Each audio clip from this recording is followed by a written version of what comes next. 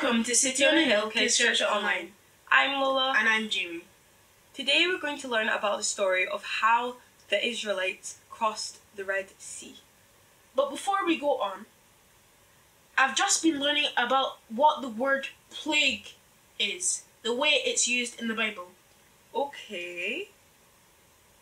It's a widespread disaster or disease causing pain, grief, distress, all those things that you won't really like to have.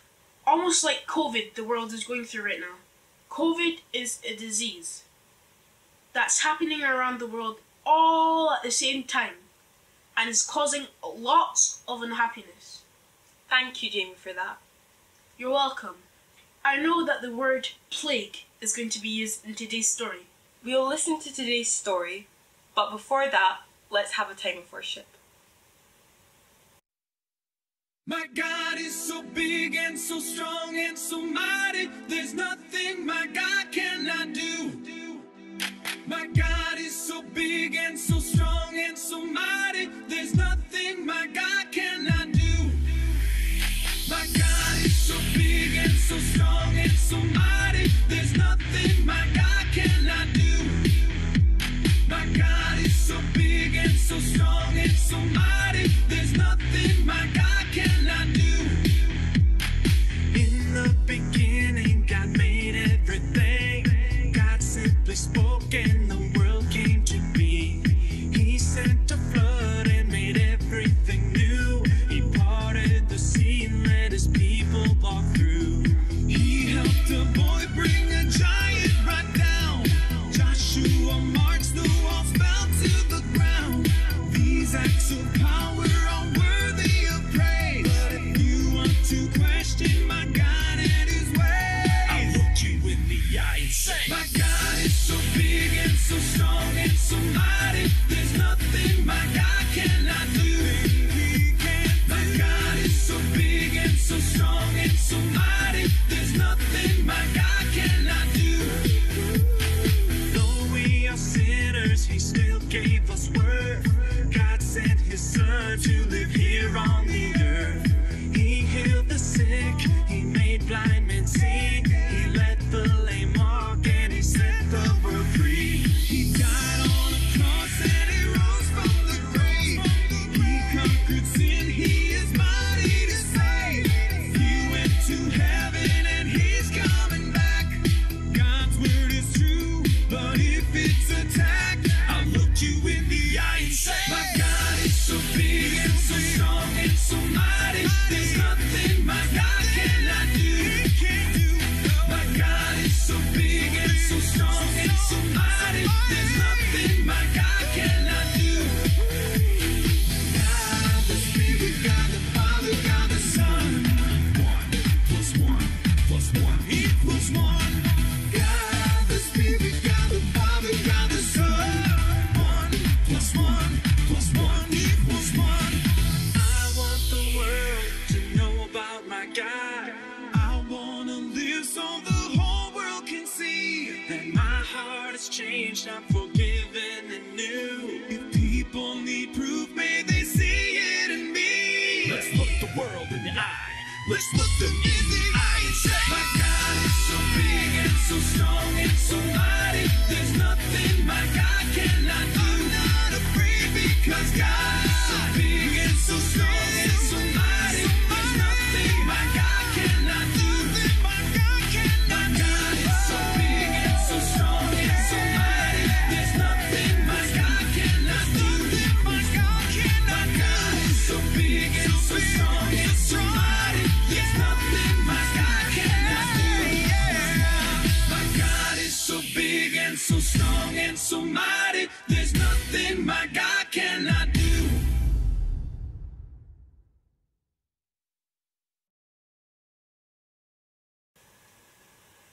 Today, I'm going to tell you a story.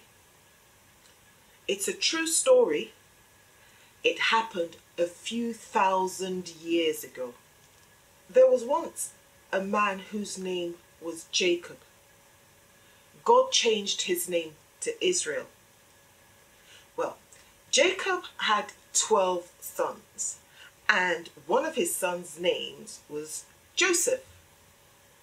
Do you remember him? The dreamer. Anyway, so Joseph became the second ruler in Egypt.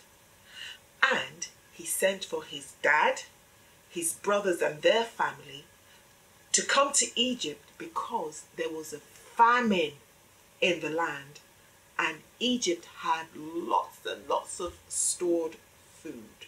Joseph and his brothers and their families were all together known as the children of Israel. While in Egypt, the number of the children of Israel grew. They became more and more and more. And there came a new ruler in Egypt. The rulers of Egypt in those days were called Pharaoh. Right. So there was a new Pharaoh. And he didn't know Joseph. But what he saw was that the number of the children of Israel, there were so many. And he was scared that they would become more than his own people. So he thought of a plan to reduce the number of the children of Israel or stop the number from getting bigger and bigger. That didn't work. So, do you know what he did? He made all the children of Israel become slaves. And the children of Israel ended up building his storage cities. I think one of the names is Ramesses. Let me just say one thing here. There have always been slaves in the world. And it's not always a bad thing. The important thing is that the masters, that's the masters of the slaves, should be kind and fair. Pharaoh was neither. As a matter of fact, he was cruel. And because of this cruelty, the children of Israel, they cried to God and asked God, please deliver us, free us from this wickedness, from this bondage. And God heard their prayer. And he sent along a man named Moses to help deliver them. So Moses went to meet Pharaoh and said to Pharaoh, my God, our God, the God of the children of Israel, has said, let my people go into the desert so that they can worship me. Pharaoh was disgusted. He felt, how dare Moses come and ask that kind of a question? And by the way, who is this God? I don't know this God. And how can this God even be asking me, Pharaoh, to do a thing like that? Let the children of Israel go? He was so rude. Anyway, he said to Moses, show me a miracle from your God. Well, Moses did show a few miracles. He showed signs and wonders and miracles. But some of these wonders, I'll call them wonders, they weren't very nice at all. And they affected only the Egyptians. They didn't affect any of the children of Israel. There were 10 plagues. And you know what? Each time a plague would come up, Pharaoh would say, oh, I'll let the children of Israel go. And then when Moses would cause the plague to stop, Pharaoh would change his mind and say he's not letting the children of Israel anywhere. Anyway, this happened, as I said, 10 times. And it was the last plague that Pharaoh had had enough. This is what happened in the last plague. All the firstborn sons of the Egyptians and the firstborn animals were not alive anymore. And there was so much crying in Egypt. So Pharaoh and the other Egyptians, they told the children of Israel to go away. It was as if they were chasing the children of Israel away. But before then, the children of Israel had asked the Egyptians for gold, for silver, for clothes, and other things. And the Egyptians happily and willingly gave these to the children of Israel. Anyway, as I said, it was as if the Egyptians were chasing the children of Israel away. And the children of Israel, they were so happy because they were finally free from the bondage of the Egyptians, all the wickedness and the hard life that they had. They were now free. So they quickly packed up their things and their animals and started to go. There were loads and loads and loads of the children of Israel. A very big number. I'm not sure you would have heard of this number, but I'm going to say it anyway. There were 600,000 men. And that does not include the women and the children. So there were loads of people and there were loads of animals. The number of people are more than all the people put together in Edinburgh alone. So God led the children of Israel out in the desert because that was how they were going to get to where they were supposed to get to. And to lead them during the day, he led them by a pillar of cloud. And at night, he led them by a pillar of fire. And this pillar of cloud and fire, it had more than one function. That is, it wasn't only showing them the way to go. The pillar of cloud protected the people from the harsh rays of the sun during the day so that they won't get sunburnt. And the pillar of fire kept them warm in the cold desert nights. And also, they were comforted that God was with them all the time. So they continued to move through the desert. But when they got to the edge of the Red Sea, they set up camp. Meanwhile, in Egypt, Pharaoh was saying, "What was I thinking? How could I have let the children of Israel go? Who was going to do all the work? Who was going to do all the building? Who was going to work in the fields?" So he decided that he needed to go and get those children of Israel back to come back and do all the work. So he organized all his best chariots, in fact, all his chariots, his horsemen and soldiers. He gathered them and said, "Right, we're off. We're going to get those children of Israel back here to Egypt." And that's what they did. So they chased the children of Israel. And as they were chasing them, there was a cloud of dust so that you could see the dust from afar. And in the Israeli camp, the children of Israel raised their eyes and they could see dust off in the distance. Oh my goodness, Pharaoh was chasing them. And guess what? The Red Sea was there. How were they going to escape? Oh, they cried to God. And then they turned to Moses. And they were saying some horrible things to Moses because they were scared. And they felt that it was Moses who got them into this problem in the first place. Anyway, Moses said to them, "Don't worry, that God is going to sort it all out." That God was going to fight for them.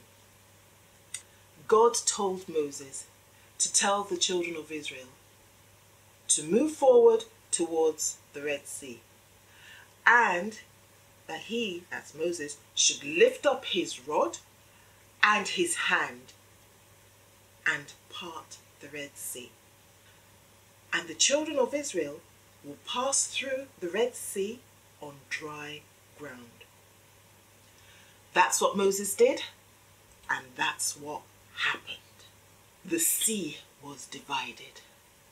There was a big tall wall of water on the left side and big tall water on the right side. It formed walls and the ground was dry. And the children of Israel, they started walking through the Red Sea. And can you guess what? Pharaoh and his chariots and his horsemen and his soldiers, they followed. But something interesting happened. The angel of God that was in front went behind, and also the pillar of cloud also went behind and stood behind the children of Israel. And it was giving light for the children of Israel in the front to go ahead. But behind, it gave complete darkness to the Egyptians. So much so that the chariots of the Egyptians got their wheels stuck, or the wheels were falling off, or they were bumping into each other. Oh, there was so much confusion. And all night, while the children of Israel were crossing the Red Sea, the camp of the Egyptians and the camp of the children of Israel, they didn't come together at all. Now, once all the children of Israel and their animals had crossed the Red Sea, Moses turned around, raised his rod and his hand, and the sea came back to normal. And those wicked Egyptians never crossed the Red Sea. And that's the end of the story.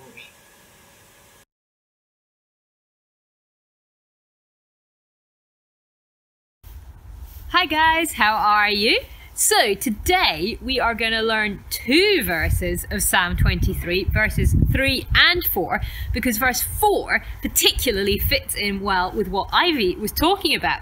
Okay, but let's start by recapping what we've learned already. So everybody on your feet, let's do the actions together. So, the Lord is my shepherd. I have everything I need. He lets me rest in fields of green grass and leads me to quiet pools of fresh water. How did you get on? So now let's learn verse 3. It says, He gives me new strength. He leads me along the right paths as He promised. Okay, so first you're saying He gives me new strength. So God, you, strength. And then He leads me, so do an action like you're going along a path, along the right path as He promised, and then put your hand up as if you're promising. So verse 3 is He gives me new strength. He leads me along the right paths as He promised. And then we're going to go into verse 4. So you want to take your hand and scoop right down, and so you say, even if I go into the deepest darkness, and cover your eyes for darkness. So even if I go through the deepest darkness, I will not be afraid, Lord, for you are with me. You are with me. And then imagine you're holding like a quarterstaff. Your shepherd's rod and staff, they protect me. Okay, so let's try the whole of verse 4 together. Even if I go through the deepest darkness, I will not be afraid, Lord, for you are with me. Your shepherd's rod and staff, they protect me. Well, shall we try the whole thing? Psalm 23, verses 1 to 4. Here goes. The Lord is my shepherd. I have everything I need. He lets me rest in fields of green grass. He leads me to quiet pools of fresh water. He gives me new strength. He leads me along the right paths, as he promised. Even if I go through the deepest darkness, I will not be afraid, Lord, for you are with me. Your shepherd's rod and staff, they protect me. Psalm 23, verses 1 to 4. Wow, well, how did you get on? I bet you did great. And now, let's hand back over to Natalie for today's craft.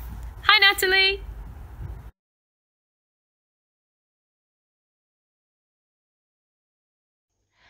Hi kids, welcome back to Craft, and it is so good to remember that God is always with us, just like he was always with the Israelites, and he knows exactly what you need and he's able to provide it. Can you imagine being out in the middle of the desert in the dark night? This is before there was lights and electricity. Oh, that would have been dark and scary, but thankfully for the Israelites, they had God there with them, and he was there like a big tower of fire that would have lit up the whole campsite. It's amazing. And then during the day, when they're out and the sun is shining and it's hot and sweaty and they're walking away, goodness, that must have been warm. But thankfully, God was there with them and he gave them exactly what they needed, a big column of cloud that they were able to follow, and that would have given them shade in the desert as well. Amazing. God is so clever. He thinks of everything. Well, I thought I'd make a craft to help us to remember that and to tell that story. So I've got my craft here, and it's kind of like a card that on one side it says God is, and we've got the night time. And then on the second page we've got with us. So God is with us, and I've got the pillar of cloud and the tower of fire as well. Would you like to make one of these with me? I will show you how. First of all, what you're going to need is paper. And if you've just got plain paper, you might need some colouring in pens as well. But if you've got colour paper or magazines, then you could use that as well. And you need scissors, glue, and maybe a little bit of glitter as well. Okay. First thing you want to do is get 3 pieces of paper. Now I've got white, black and blue, and I've folded them all in half, and I've stuck the blue and the black piece together, and then I've stuck the white piece across the back of both of those so that it's like a double card. Next, what I did was I took the green paper and I made some hills, and then I drew in the background. So I put stars in and I put tents on the hillside, and I got a little bit of tin foil and made a moon. Then I took my colour paper and I cut out flames from the red, orange and yellow paper. I stuck it together on a bit of paper and then stuck that onto my background. Next, I did the same thing, but with the daytime. So I took some green paper to make the hills. I got yellow sun. I took my cotton wool and I stuck that to a piece of paper to make the column of clouds. And I added a few sparkles and a little bit of glitter on there. And then I drew the people who were following that pillar of cloud. I cut out the God is with us and stuck that on, but if you don't want to do that, you can always write it. And yeah, that's it. It looks really good, but I had so much fun making it, and it really helped me to remember that God is always with me, and he gives me everything that I need to make a craft, everything that I need in life. I hope that you have as much fun making this craft as I did this week. Kids, you have lots of fun, be really crafty, and I will see you next week. Bye! It must have been a very scary time for the Israelites. Can you imagine the Red Sea in front of you and the Egyptian behind you? Before their very eyes, a valley was made with waters as walls instead of hills or mountains. That alone is scary. Don't you think? Don't forget crossing the sea on dry land. Yes. Do you know what was interesting though? What? With all the unusual and scary things happening, God was always there for them, no matter what. How? Because the pillar of cloud and the pillar of fire were constantly there and gave them what they needed. That's true. There must have been a mixture of emotions amongst the Israelites. Fear, comfort, relief, probably even happiness with all the things that had went on. It's comforting to know that God is always with you and never abandons you in any situation. Yeah. Anyways, that's it for this week. Till next time, bye!